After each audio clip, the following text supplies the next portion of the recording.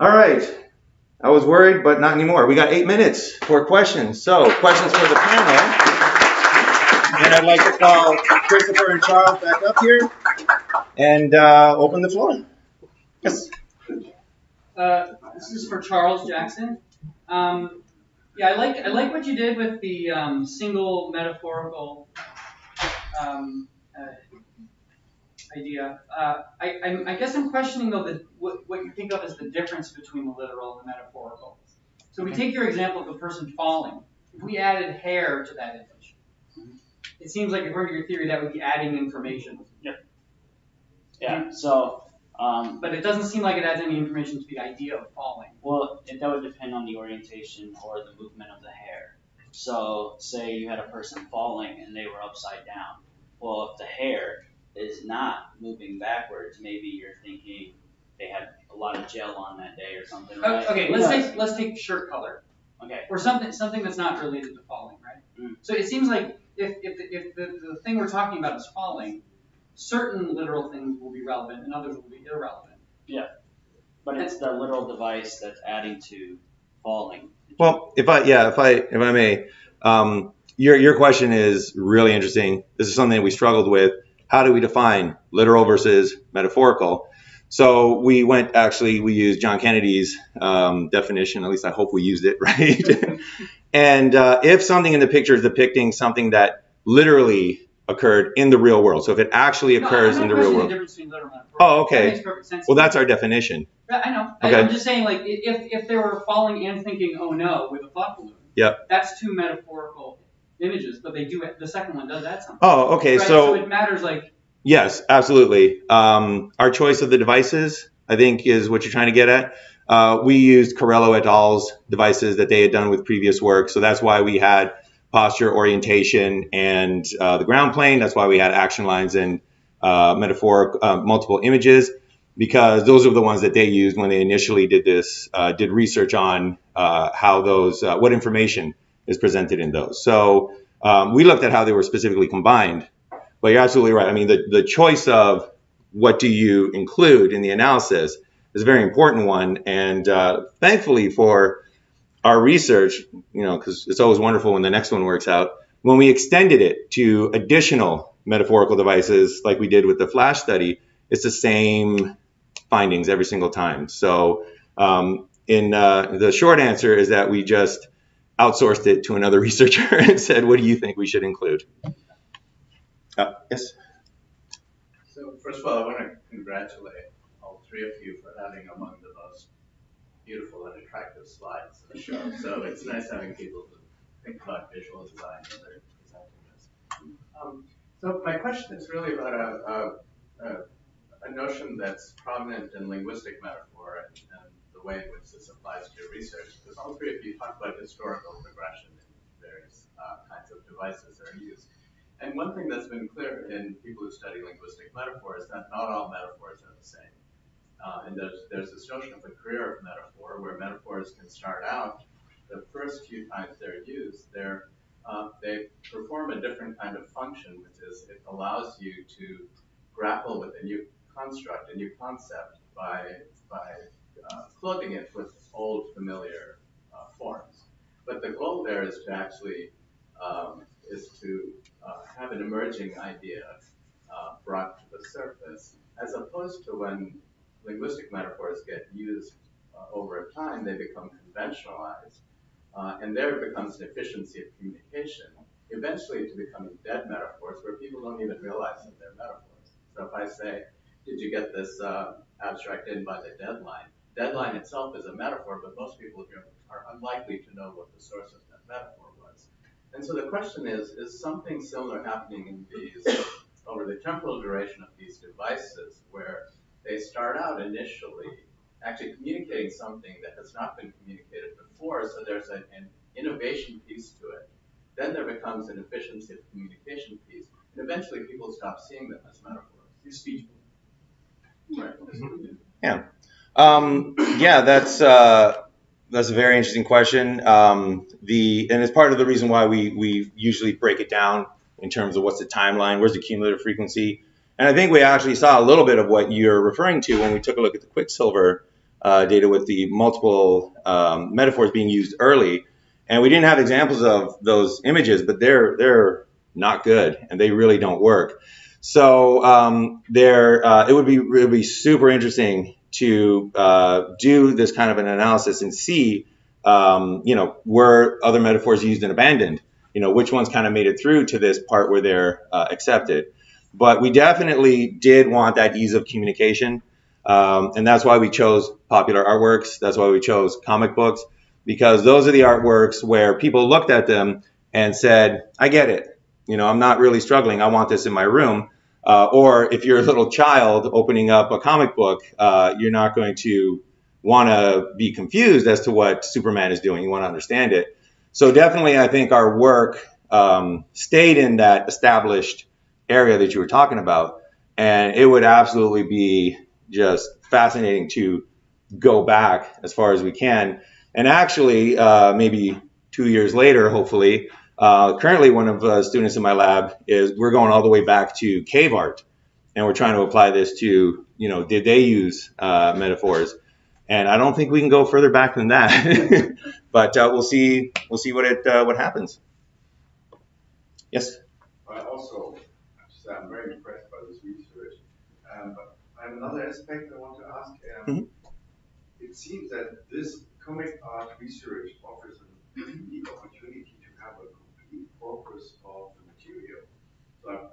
So that's wonderful. And only during your presentation, I became more and more aware. However, I wonder, when you showed us frequencies, are these frequencies gathered from the complete set of these? I don't know any of these comic books, but of these series, or is it a selection of the material that you've chosen to demonstrate the frequency of use of certain? Yes, it's always a question of how do you select your sample.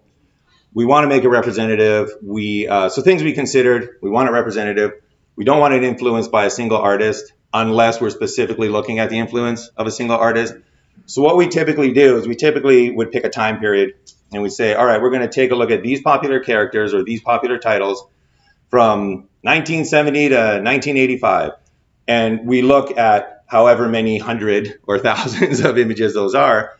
And then we look for the metaphors that we're looking for. So for exaggerated size, which ones have exaggerated size? For close-up asymmetry, which ones are doing that? And the ones that we get the most of is definitely motion, which is what initially led us into the comic book realm, because comics are all about action. People are moving all the time. And we were just like, this is a gold mine of potential analysis. Yep. It was, yeah. It's a schematic, collectively speaking, it's a schematic device, a metaphor. So if you have lines after a figure implying motion, that's a different kind of critter than the Madonna in a context where there's a very big size difference. Because a very big size difference can imply greatness, whereas the cue lines from the schematic device imply motion with different kinds of implication. One is direct, it's moving, and the other has more quiet, implicit effect to imply greatness. So what is the relation between schematic devices and metaphors? Again, this is, I'll just say, before I answer that question, this is why I absolutely adore this conference. I do not get questions like this at a general conference. But to answer your question, I would say the short answer is, at this point, we're not sure. We don't know. But definitely those both fall under our definition of what a metaphorical device is. And are there subsets to that? Absolutely. I actually was not even thinking along those lines until you said schematic versus more conceptual. But I think it would be one of the first things I do when I get back to my lab. But yeah, I mean, there are ones where it's definitely tied into your experience in the world, right? So larger things tend to be more powerful, so we can understand how that gets adopted as, power and importance in an image. Are action lines schematic? Are they? That's a huge question. Are they just convention? Did somebody just say, let's come up with this, and that's the way that it works? There have been studies that have been done where they've computer modeled human vision. They've shown motion in front of this computer model and then seeing how it represents and what sort of channels it creates to address that motion. And they found just by putting motion in front of this computer program, it actually developed sensors and receptors that looked for action lines. So it could just be an outcrop of our experience in the real world.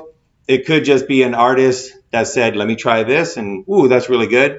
And then shows it to his wife and says, what do you think? And she's like, that's amazing. But yeah, there definitely, I'm glad you brought that up. There is a distinction between the two that we could totally look into.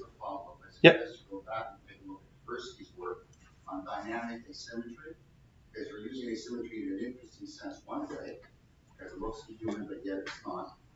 In Tversky's dynamic asymmetry, the feature that's doing the modification is more concrete.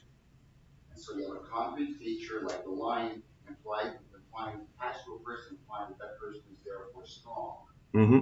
So there's an implicit effect in the context of your religious images.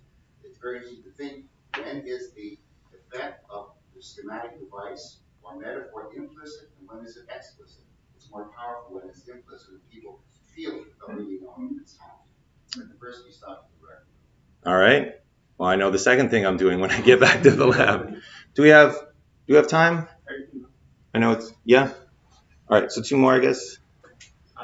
Is there a direct relation between the sort of QA that you've been analyzing and the popularity, the purchasing power, the behavior of purchase from audiences? Like, do you find that particular covers that might incorporate QA actually improve sales, or do you have that type of behavioral data to accompany the data that you already have? We do not have that data to back up that claim.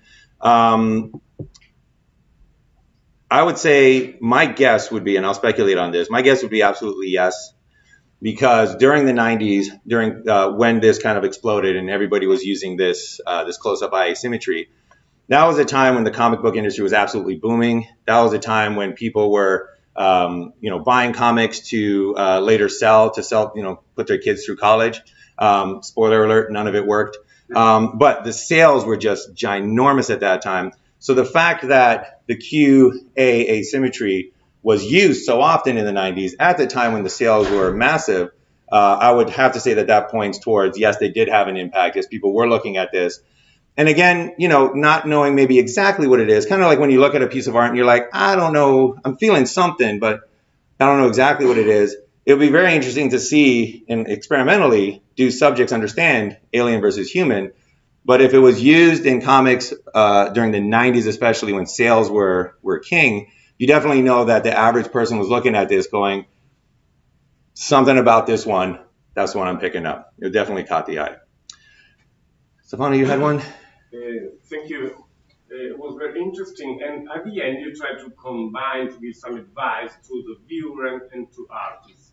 In your example on the size and exaggeration of the size, probably it was not the intention of the artist to give the exaggeration of the size to be used as a metaphor, to understand the picture and to grasp the meaning of the picture.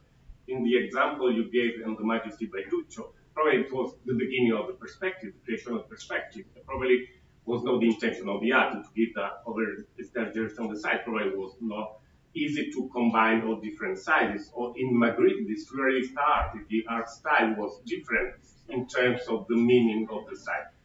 But the viewer can grasp other meaning that goes beyond the intention of the artist. Do you think that can be?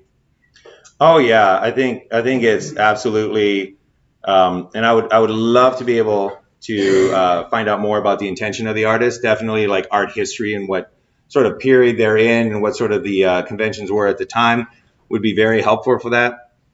But it's very difficult to ask artists what were you doing, especially with the cave art. I mean, that's But one of the things that's also always kind of fascinated me along that idea is whether or not the artists who use these metaphors even knew that they were using the metaphor. So was it just something that they found pleasing? Was it something that they just found created this effect? So for our research, whether or not they sat there and they said, you know what, I want this to look important, so I'm going to draw the horizon ratio cut in St. Anthony right there, right? And I know perspective and I know geometry. that's going to make it giant and that's going to make him seem important.